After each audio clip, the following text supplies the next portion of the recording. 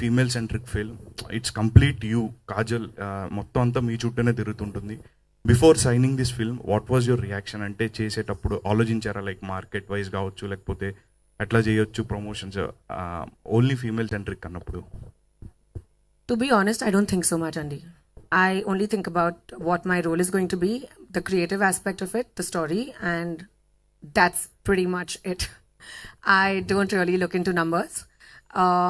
It's not even my strong point. But yes, of course, all that was done by my producers. They ensured that things are well taken care of. And of course, promotion, especially in today's day and age, chala important. So here we are trying our level best, trying to make sure that the exposure is as much as possible. So basically ఈ మధ్య మనకి సినిమాలన్నీ కూడా different లాంగ్వేజెస్లో release అవుతున్నాయి. So why Satyabhama was stick to one language? అంటే ఎలాంటి thrillers different జానర్స్కి, లైక్ డిఫరెంట్ ఇండస్ట్రీస్ కూడా ఇది రిలీజ్ చేయొచ్చు, లైక్ అనదర్ లాంగ్వేజెస్కి. This I think Bobby Garu will be able to answer better. we actually ఇది బేసికలీ వెరీ చేయకూడదు చేయాలని ఏమీ లేదండి. It's predominantly Telugu film. So దీన్ని తెలుగులో కంప్లీట్గా కాన్సన్ట్రేట్ చేసి కంప్లీట్గా చేద్దామనేదే ఉద్దేశం. చేయకూడదు చేయాలి ఇంత పెద్ద ఆలోచనలు ఎప్పుడు లేవన్నమాట. It happens in Hyderabad. It's a very Telugu story. It's a very local కథ అనమాట. Yeah right. All the best. Thank you. But it will be, in other languages once it later on maybe. Later on, yeah. Suman గారు, director. Hi sir. Trailer చూసినా ఇప్పటివరకు discussion చూసినా crime thriller investigative పాయింట్లో వెళ్తుంది కదా అన్న అనిపిస్తుంది. సో దీంట్లో చాలా సినిమాలు వచ్చాయి ఇంతకుముందు, క్రైమ్ థ్రిల్లర్లు, ఇన్వెస్టిగేటివ్ సినిమాలు, హిట్లు చాలా హిట్ అవే కొన్ని. సో మీరు చెప్పాలనుకున్న పాయింట్ కరెక్ట్గా ఎగ్జాక్ట్ పాయింట్స్ ఏంటి? 3 పాయింట్లు చెప్పాలంటే థియేటర్కి వచ్చి ఆడియన్స్ చూడాలి అంటే ఏంటి? ఆడియన్స్ చూడాలంటే నువ్వు ఇప్పుడు ఏం చెప్పకూడదండి.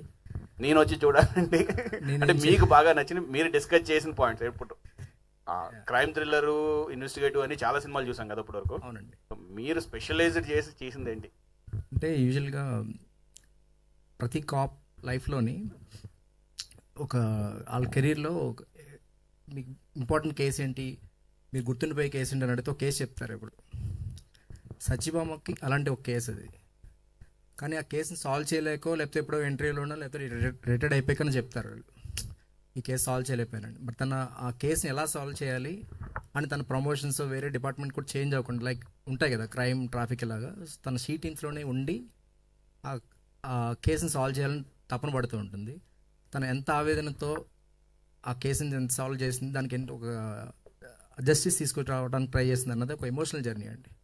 ఒక కేసు, ఒక క్లూస్ తీసుకునడం, ఆ కేసు సొల్యూషన్ ఇచ్చేయడం అనేది యూజువల్ క్రైమ్ థ్రిల్లర్స్ చూస్తూ ఉంటాం కదా. Not like that. She's travelling with that family and దానికి ఎంత జస్టిస్ ఇచ్చింది అన్నది ఈ స్పెషాలిటీ ఇన్ ది స్టోరీ.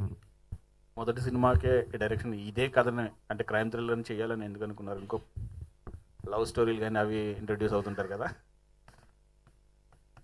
అంటే ఇదే చేయాలని అనుకోలేదండి. ఇది బై యాక్సిడెంట్గా అయింది. I started my journey as a writer for this film. Dialogues ఇలా అనుకున్నాము అండ్ అవసరం అవకాశం 2 కలిసి వచ్చినాయి. All the best. కాజల్ గారు,